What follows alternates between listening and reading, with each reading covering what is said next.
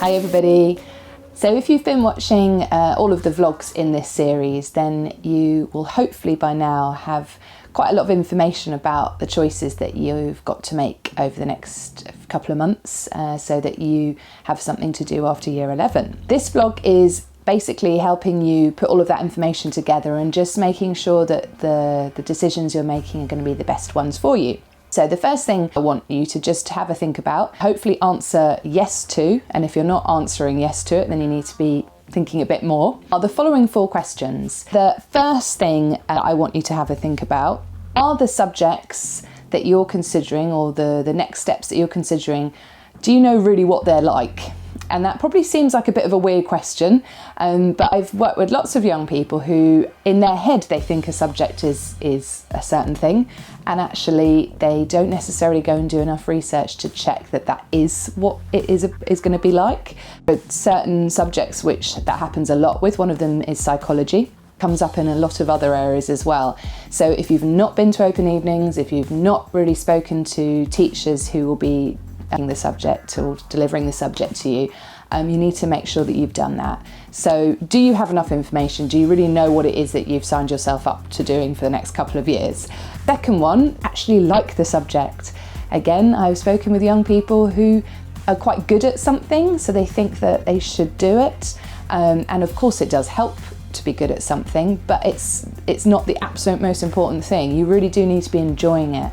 If you've not maybe enjoyed the subject very much at GCSE but have been quite good at it, really look at what the A-level or the BTEC or whatever it is that your qualification you're taking next. Make sure that it is going to be something you are going to enjoy, because if it's very similar to the GCSE, have a think about whether it's going to be the right subject for you, because there's no point in doing something that you don't like for another 2 years. Third thing that I want you to have a little think about is whether or not you're very good at that subject. Now, I'm not saying you have to be amazing at everything that you study further, but it really helps if you have an ability or some ability in the subject.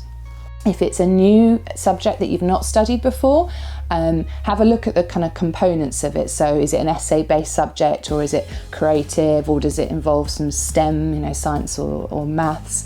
And think about whether you've got some skills in those subjects already. Because if you don't, it might be something that you can develop, but you don't want to be spending 2 years just really struggling. The last thing that I really want you to have a think about, and hopefully be able to answer yes to, is have you looked at whether the thing you're thinking about doing next connects to any future ideas you might have. So if you've got a job or a career or maybe a university degree that you're thinking, I'd really like to go and study that, or really like to go and work in that area, are the subjects or the pathway that you're thinking about doing next, are they going to set you up to be able to do that? Because I have come across lots of students before who maybe didn't think that through carefully enough, and at the end of their A-levels or their BTEC, they're then realising that they don't really have the right subjects to go on and do what they want to do. If you're really not sure what you want to do next, that's okay too, but just try and have a think about if there is anything that has interested you, and whether or not the things that you're considering studying are going to keep open those options for you. So those are the 4 things that are really important for you to have a think about. So just some top tips from the other videos. If you're thinking vocational versus academic pathways, most people have a sense of which way they want to go, but if you're one that is really somebody who's really not sure, I would tend to recommend do an academic pathway first, because that's a lot harder to come back to afterwards. If you're studying STEM subjects, for example, and then you take a 2-year break from them, it can be very difficult to go back to it. So my general advice is go academic first and do A-levels, do BTECs, and then look at an apprenticeship or whatever. But it is a case-by-case thing, so it's really important to talk to a careers advisor. Thinking about where to study, make sure you visited open evenings, make sure you like it, make sure it offers courses that you prefer, and it's the right environment for you. Looking at what you're going to study, make sure you've looked at all different prospectuses, obviously gone to the open evenings. If you've spoken to teachers and students, that's also really important, especially if it's a subject that maybe you've never heard of, because don't discount those ones, because it might be the perfect subject for you. last point is just some poor reasons for making choices, because sometimes that's what we end up doing. So if your friends or family or teachers are telling you to do something, it might still be the right thing, but it's not their decision, it's your decision. So make sure you've really thought about yourself.